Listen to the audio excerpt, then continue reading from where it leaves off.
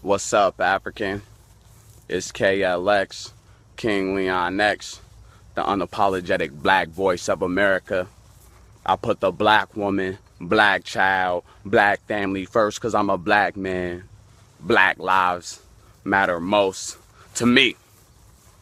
Now, this video is how to deal with racism in the 21st century. I'm gonna give a couple seconds for the viewers to come in before I start giving y'all some of these power words. But whoever just tuned in, yo, what's up with some comments? Let's show some love. Let's make this a dialogue, because I want to give y'all some of the thoughts and ideas that I've learned in my journey this far. Right? So hopefully everyone having a super mega motivated money making Thursday or Friday, whatever day this is. You know, my days it's all one big day. My life is one big day going to one specific direction. Hey mom, my mom's tuning in right now. Hey mom. Manda, Manic, what's up? What's up, African? Yeah, we out here. So I want to talk to y'all about what I learned about how blacks should deal with race and racism in the 21st century and beyond. So since we're all smart people, let's use our own, make sure everything that we do is a product of our own thinking and our own discoveries, right? While we appreciate all of the knowledge and information that has been placed here, all of the things that have been done before we got here, it's our responsibility to challenge our beliefs, to understand whether we're believe in truths and lies, right? Truths or lies, right? We have to, it's our responsibility to continue to evolve our philosophies in order to create the life that we want. So what did I learn about race, right? Okay, so what do we know about race already? So if I don't have a dictionary in front of me, but we know that when we look in a dictionary, a lot of words have more than one definition, right? We know as a fact that words have more than one definition. So the definition of race. So if I was to look in the dictionary right now and look up the definition of race, then obviously I would say, hey, a race is me. It's a competitive relationship. So me versus you, whoever gets to the car first wins, right? Everyone's related to that race as a child, if you have siblings, right? So me versus you, whoever gets there first wins. That's a race, right? If we look at race in the dictionary. The second definition of race would define people by their ethnicity, by their nationality, and stuff like that, right? Can we agree on that? Can you type in the comment box if you agree on that? The two definitions of race is me versus you, whoever gets there first wins. And the second definition of race defines people by their origin or their nationality. All right, so we have to know that. We have to know what race really is and what racism really is if we want to not continue to be eaten alive. So my mom agrees, and people are making likes, so you guys agree. All right, so now that we know that race is a competitive relationship, right, and the other definition of race defines groups of people, I've come to learn that racism is a competitive relationship between groups of people, right? So if we're taught about racism our whole life, and just like racism has multiple definitions. So, and now they teach us that racism is like bigotry or hatred or prejudice and things like that.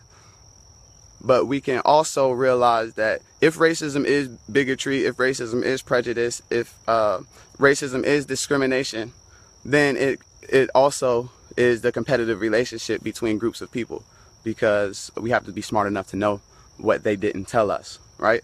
So talk about the competitive relationship between groups of people. All right, what is the competitive relationship for? It's competing for power, wealth, control over government, privileges, luxuries, land, resources, all of that type of stuff, right? So I want to tell y'all about the original race, because we know that racism is a big deal. It's a big thing, right? So we have to learn the true nature of it, and so we can effectively do what we're supposed to do, right? So the original race Wait, what does that comment say? Yo, I love the moment, bro. Your mind, son. Okay, yeah, we on here. So here we go. So the original race, I'm about to tell y'all, because racism is a competitive relationship between groups of people competing for power, wealth, control over government, privileges, luxuries, land, all that type of stuff, right? So the original race, so after they came and cleared this Western world, they the native people off the land, after they wiped them out and carved out a space for them, then it was a campaign in Europe, right? And the campaign was free land, free labor in the Western world. So they was going to all the European countries, letting them know, letting everybody who was classified as white know that we have just procured some land in the New World. Whoever can get over there and with the most slaves, procure the most land, make the most money, actually is going to win that land. So the original race was from the European countries to the Western world, which we live in now, North and South America, for domination. So it was England, you know, or Britain, whatever you want to call it, France, the Germans, the Portuguese, the Swedes, the Spanish. That was the original race. Whoever could get to the Americas first, to get the most land, make the most money with the most slaves, wins, right? That was the competitive relationship. It was between the European countries, right? So obviously, England won North America, right? This is why we speak English, right? You have to know why we speak English is because England won the race from Europe to the Americas. They developed the most land with the most slaves, made the most money, and so that's why they won North America. So can we guess who won South America? Can we guess? Someone tell me, someone type in who won South America, because there's viewers on here. Who won South and Central America if England won North America? All right, I don't got time for y'all to be typing. Check this out. Spain won, right? Spain won Central and South America, which is why they speak Spanish and they're Catholic, right? Americans or blacks and born in America, born in North America, speak English and are Christians because in England, they speak their version of English and practice their version of Christianity, right? France won Canada and Haiti, right? So we understand, if you just tuning in, we're talking about racism and the true nature of racism and what it really means, because we've been fighting these illusions, but it's time to get to realize what our true opposition is so we could produce results, right? So we could execute. We've had a lot of knowledge, a lot of strategy, but it's time for execution. It's time for results, which is why I'm going live right now, just giving y'all some life. So if you just tuning in, what we've covered so far is that racism is the competitive relationship between groups of people. Because if you look up the two dictionary definitions of race, you'll see the first one is a competitive relationship, me versus you, whoever gets there first wins. And the second definition of race is defines people by their ethnicity, nationality, and all that type of stuff, right? So we have a competitive relationship between groups of people competing for power, wealth, control over government, privileges, luxuries, land, resources, all that type of stuff, right? And so the first race, the original race in the late 1400s, early 1500s, was between European countries, free land, free labor in the Western world. Whoever gets there with the most slaves, with the most land, make the most money, wins the land. So the original race was between the European countries, right? So then all of a sudden in the 1950s, 60s, we hear this word racism come back, right?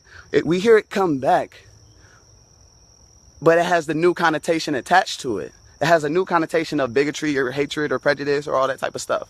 It has more emotion being attached to it than just real life tangible results. The original race, because ain't no emotion involved in a race. It's me versus you, whoever gets there first wins. It's my team versus your team, whoever gets there first wins. There's no emotion in race. You know what I'm talking about? It is what it is. It's a team sport. Racism is a team sport. We have to play as a team or we're going to lose. Racism is a game for economic gain. You feel me? You got to know the rules before you play. Nobody taught blacks the rules, so we in last place. That's why the streets ain't safe. And gangsters ain't dancing cause the toolie on their waist. And a little man will rob you to put food on his plate. Shorty set you up, you thought it was a date. That's her little brother with that ski mask on his face. Hey. Anyway, I just started rapping my a verse off Liberation Time on my album just dropped on Juneteenth, KingLeonX.com.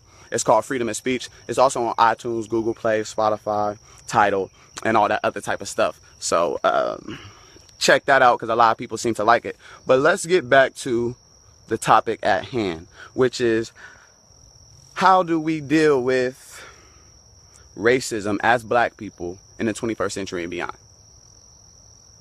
So we know that racism is a competitive relationship between groups of people competing for power, wealth, control over government, privileges, luxuries, land, etc. In the 1960s, 1950s, 70s, all the way to now, anytime they say racism, they don't tell you that. They don't tell you about the competitive relationship between groups of people. They want to tell you that racism is bigotry, hatred, prejudice, and all those types of things, which are people's rights.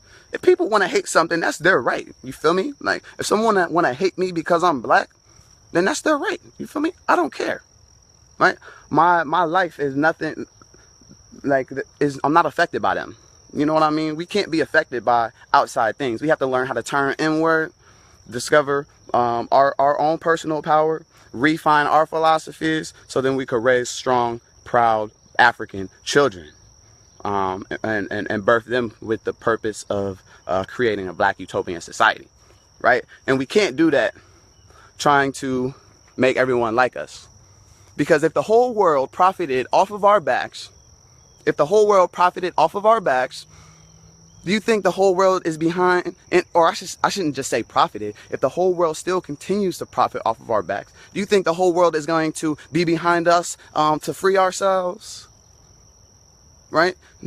It doesn't make sense. So it's up to us to educate ourselves, right? Become aware of our actions that we must take in order to, like I said, create a black utopian society. Yeah, that's what he say. He said, knowledge is power, so they lie. So check this out. Before I keep going, Mike Hayes said, knowledge is power, so they lie, right? So I heard we all taught knowledge is power, right? That's what we taught. But check this out, yo. I'm here to tell you right now, if you ain't never heard this before, I'm here to tell you right now that knowledge is not power. Knowledge is not your power, yo. Knowledge ain't power. Knowledge is potential power. Learn this, please. This is so important. For you to become your greatest version, for you to add the most value to yourself, which will then translate and reflect to adding value to the black collective, you have to know that knowledge is not power. Yo, knowledge is potential power. Knowledge only becomes power when it's translated into action. When you have a definite major purpose, a plan of action, and that action is being executed upon daily. That's when knowledge becomes power. Because the professors in the classroom have a lot of knowledge. It's a lot of people with a lot of knowledge, but their life don't translate to power, because knowledge is only potential power. Knowledge only becomes power when it becomes organized for a definite major purpose and acted upon daily. Yes. So, yes, y'all feel me? Now I'm gonna go to the next point, right? So we're talking about how to deal with racism as black people in the 21st century and beyond. Okay, so we already covered that racism is a competitive relationship between groups of people competing for power, wealth, control over government, resources, luxuries, land, privileges, etc. If you don't know why, then you got to watch this video again. I'm not going to keep going back, right?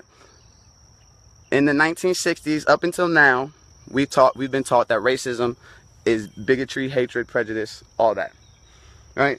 And so we've been spending the last 50 plus years trying to get rid of prejudice, when we should have been realizing that racism is a competitive relationship between groups of people competing for power, wealth, control over government, luxuries, and resources. It's a team game.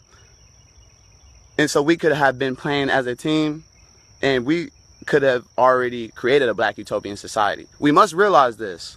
We must realize that we must turn inward, inward being to ourselves as a black person, and inward being the black collective, and realize what can we do for ourselves to make sure that we are in control of our own destinies. Right? And so America was founded off black labor, white wealth. Okay? We know that, right? It was free land, free labor, black labor, white wealth. In 2016, we can agree that it's still black labor, white wealth, simply for the fact that 98% of black people who labor, who work to create wealth outside their race. So if America was founded on black labor, white wealth, and all the black people work to make white people money, 2016, all 98% of black people who work for white people. So that's pretty much sounds like the same, you guys. Especially when you compare your check and your salary to the CEO of the company who's cutting that check. Right? Because that's what I realized when I was working corporate America and I was 22 and I got a $2,200 check for that week. And I thought I was living a dream because people told me that that's what I was supposed to do. They told me I shouldn't sell drugs and be a dope boy and all that type of stuff. And I should go to college and learn and then go corporate and be a professional. So that's what I did. Right? And I got into a business that was performance based and allowed me to perform and learn a lot. And I got a $2,200 check based on my efforts for that week.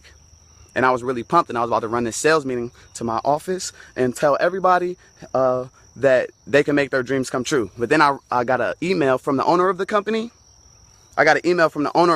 Right? And guess what? The email in the heading, it said, another day at the office, right? And I'm at the office, so I'm like, all right, let me click this. The CEO sending out mass emails. Let me click this, another day at the office. Guess what? I seen him on a floaty sitting in the beach, like sitting in the water, like in a yellow floaty, some clear blue ass water, sipping out of a pineapple. And he talking about another day at the office, right? But here's the kicker. He attached his payroll. He attached his payroll, and then I was really pumped up about my $2,200 check.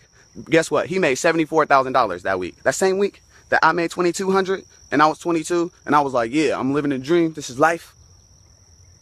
Guess what? The CEO of the company, he made $76,000 that same week. And guess what? That was only one of his streams of income.